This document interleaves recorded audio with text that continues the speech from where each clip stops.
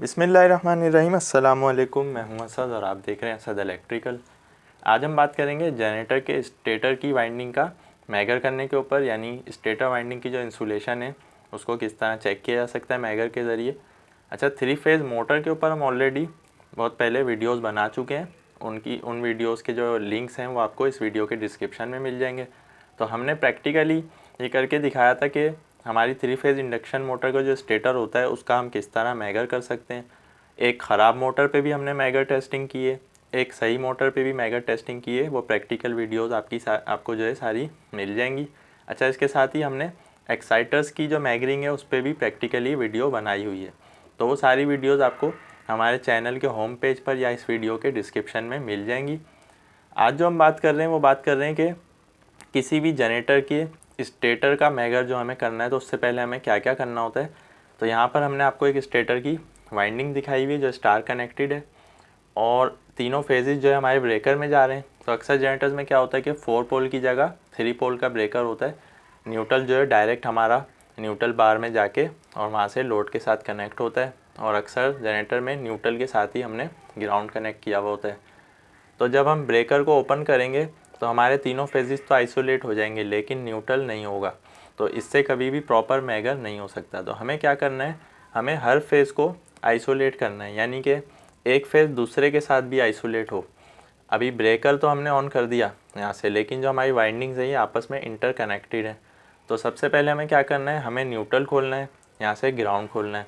तो सबसे पहले हमें फेजेस को सेपरेट कर लेना है। तो आप देख सकते हैं कि पहले मरहले में हमने क्या किया कि अपने स्टेटर की आउटपुट से जो मेन टर्मिनल्स थे वहाँ से तीनों फेजेस को आइसोलेट कर लिया, यानी रेड फेज को भी हटा दिया हमने यहाँ से, येलो को भी और ब्लू को भी, और न्यूट्रल जो हमारी कॉमन बार में लग रहा था जाके कॉपर की प्लेट में, वहाँ से भी हटा दिया। अब क्या हुआ कि हमारी वाइंडिंग जो है इस सिस्टम से यानी लोड साइड से ग्राउंड से सबसे सेपरेट हो गई है। लेकिन वाइंडिंग सेपरेट तो हो गई, अभी भी हमें एक सेपरेशन और करनी होगी ताकि हमें जो रीडिंग है वो प्रॉपर मिले और पर फेज़ की जो वाइंडिंग है उसका हम मैगर कर सकें। तो हमें ये स्टार पॉइंट जो है इसको खोलना होगा। स्टार पॉइंट को खोलने का मकसद है कि न्यूट्रल में जितने भी वायर आकर लग रहे हैं उन सबको हमने हटा देना है। तो अब आप देख सकते हैं कि हमने क्या किया कि न्यूट्रल से भी हमने वायर्स को खोल दिया। तो अब हर फेज़ की वाइंडिंग जो है वो बिल्कुल सेपरेट हो गई है, न्यूट्रल का भी इससे ताल्लुक़ नहीं रहा, फेजेस का भी ताल्लुक़ नहीं रहा। अब हम मैगरिंग स्टार्ट करेंगे। तो मैगरिंग हमें इस तरह करनी है कि मैगर की जो दोनों लीड्स हैं उनमें से एक जो है वो स्टेटर की बॉडी पर किसी भी जगह लगा देनी है जहाँ पर पेंट ना हुआ हो, यानी कॉन्टैक्ट वहाँ पर सही बन रहा हो। तो एक लीड तो हमने बॉडी पर लगा दी, दूसरी हमने किसी भी एक फेस की वाइंडिंग के साथ टच कर दी। अब क्या होगा कि अब हम अगर ये डिजिटल मैगर है तो इस पर बटन दबाएंगे, और अगर ये एनालॉग है तो इसका हैंडल जो है वो उसको घुमाना शुरू करेंगे। तो अब मैगर क्या करेगा कि वोल्टेज जनरेट करेगा और करंट का जो फ्लो है वो हमारी वाइंडिंग से होता हुआ जनरेटर की बॉडी से वापस अपना सर्किट कंप्लीट करेगा। तो अगर यहाँ पर मेगा ओम्स में आ रही है रेजिस्टेंस तो इसका मतलब है कि हमारी वाइंडिंग ओके है, और अगर किलो ओम्स में जा रही है या उससे भी कम जा रही है या शॉर्ट की तरफ जा रही है तो फिर हमें पता चल जाएगा कि हमारी जो वाइंडिंग है वो वीक है।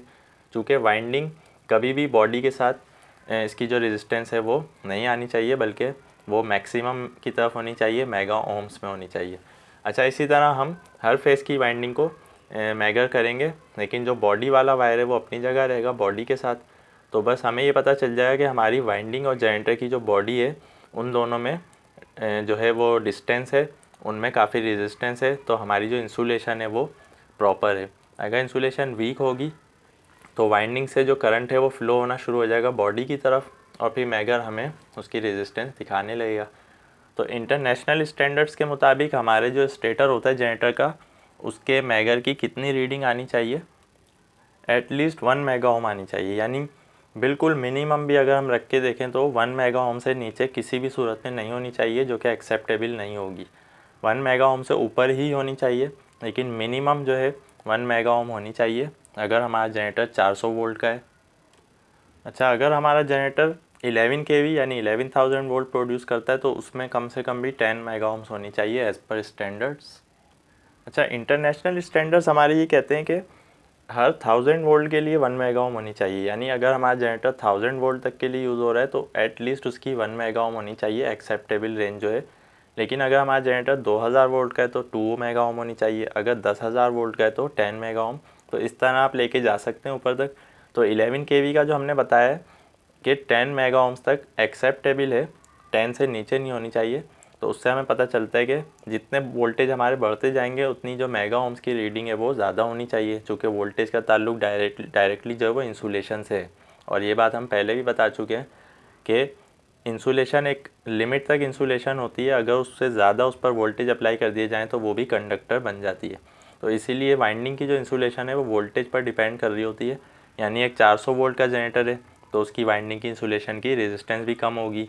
अगर एक 11,000 वोल्ट का जनरेटर है तो उसकी उसके हिसाब से होगी। अगर 66,000 एक जनरेटर है 66 kV वोल्टेज प्रोड्यूस करता है तो उसकी मैगर की रीडिंग भी उसके हिसाब से होनी चाहिए। तो स्टैंडर्ड के मुताबिक तो ये है कि 1 mega ohm for each 1000 volt. तो अब अगर 20,000 वोल्ट का जनरेटर है तो वहाँ पर 20 मेगा ओम होनी चाहिए। तो इस तरह आप रीडिंग को मेजर कर सकते हैं। तो उम्मीद है जनरेटर के स्टेटर की मैगर के हवाले से आपकी जो कन्फ्यूजन है आज की वीडियो में वो दूर हुई होगी। फिर भी आपका कोई क्वेश्चन रह गया तो आप कमेंट में पूछ सकते हैं। इंशाल्लाह नेक्स्ट वीडियो में नए टॉपिक के साथ आएंगे। जब तक के लिए इजाज़त दीजिए। अल्लाह हाफ़िज़।